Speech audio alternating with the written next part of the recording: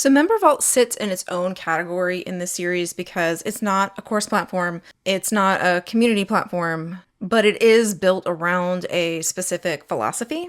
And that is that what happens after someone buys from you matters. And so I was pretty excited about reviewing this platform because caring about the experience should hopefully translate into the platform caring about the experience. I'm Dr. Katrina Mitchum, and I've been designing and redesigning courses online since 2009. So, as kind of a sneak peek, Membervault does track engagement in ways that most platforms don't bother to. They're looking at the ways that people click on, return to, spend time with the different pieces and parts of your course. The lesson design pages are genuinely thoughtful in terms of what the learner experience is going to be and inherently reduces friction from the get-go. Something that I'm not really going to show you in the screencasting part of this video, but something that I really liked was the ability to rename things, right? I didn't have to stick with the module names or things being called modules. I could call them steps. I didn't have to stick with lessons being called lesson.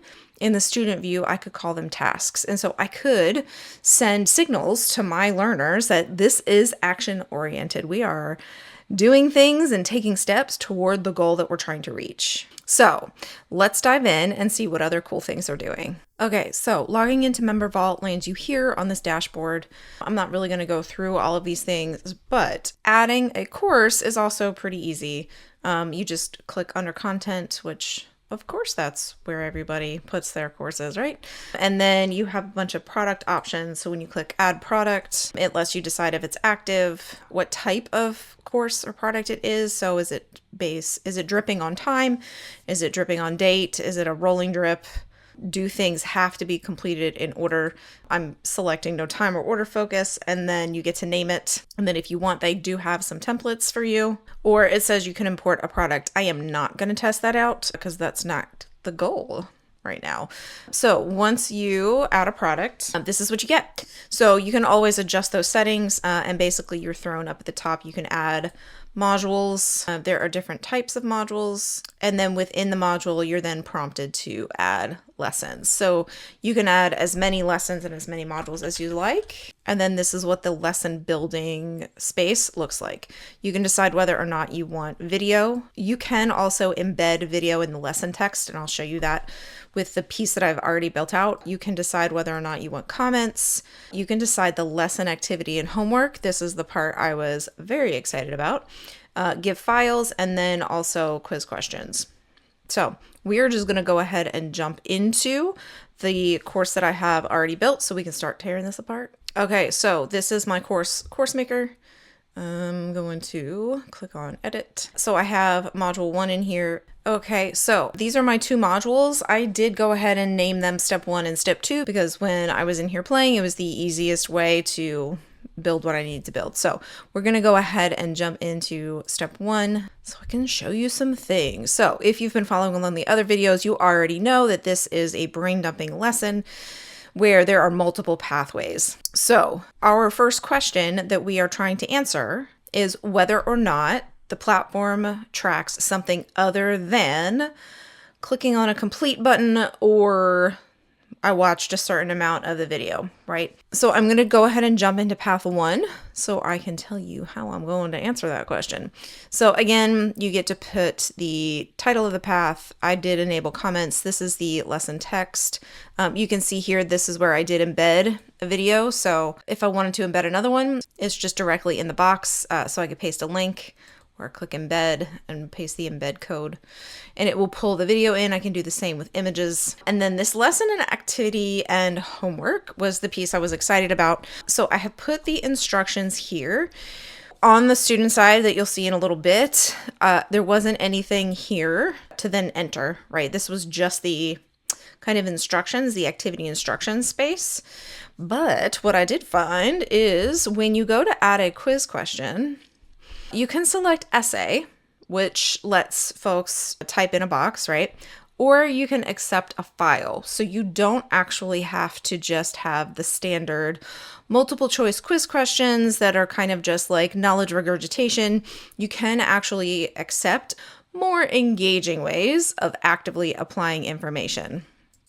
So I'm not going to add another question there, but it was really promising. So really, whether or not it can be tracked is something that other platforms have been promising about, but it doesn't actually work out that way. So we are going to go look at the student side of things. So I am going to go ahead and go straight to one of the paths where I have something set up. Okay, so I'm going to go ahead and go into a path that I know I haven't actually done yet, so that we can see it. So these are the instructions for the path 1. This is the activity instructions, and then these are the questions. So I have set this first one up to be essay, and it's not required, so that if instead they want to add a file, they can do that without having to also put it in one space or the other. So both of these questions are marked as not required. Now, the thing that makes all of the difference is this ability to submit and mark as complete in all one step.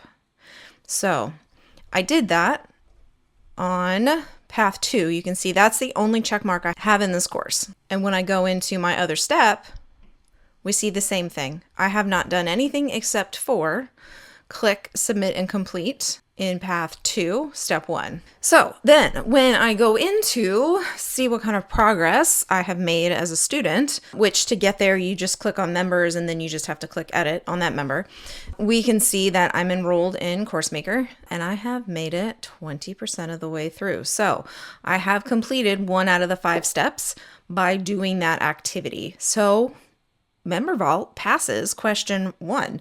I'm pretty confident this is the only tool that has passed question 1, and it really is because you do the work and that work gets tracked, right? It is part of the progress, which if we're not counting it as part of the progress, that can be pretty disheartening because that is, in fact, where the real work of learning is. Now, with all the other platforms, I have been trying to take it a step further and look at what the feedback and the instructor interaction options are. And so if I click on the quiz answers, we can see that in that path 2 that I had already submitted, we can see there's a file. I had responded, but that response seems to have disappeared. But if I click that button, it'll let me respond via email, but it did let me respond. And on the student end of things, I can go back in and show you where, as the instructor, I had done that. But then as the student, I could submit that again and it will come through. Now, yesterday, when I was playing, before I recorded, this piece was not showing up. So that does suggest there are some bugs. And now I am not seeing the ability to give the feedback directly on the quiz responses in here for some reason. But it was there, I promise. And so really you can create this kind of back and forth here. You can also always see an activity log. And so you can see when folks have viewed or completed lessons.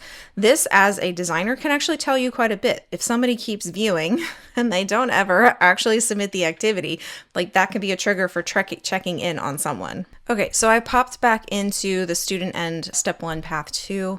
If we scroll down to where the kind of engagement and interactive pieces are, you can see that an admin had replied, just with this is my feedback, and that you can see that the task has been completed. You can continue to add to answers, and so you can, in theory, have this back and forth, except for the fourth ended up not showing up today on the instructor side of things. So it's getting a pass because the design is what is passing, right?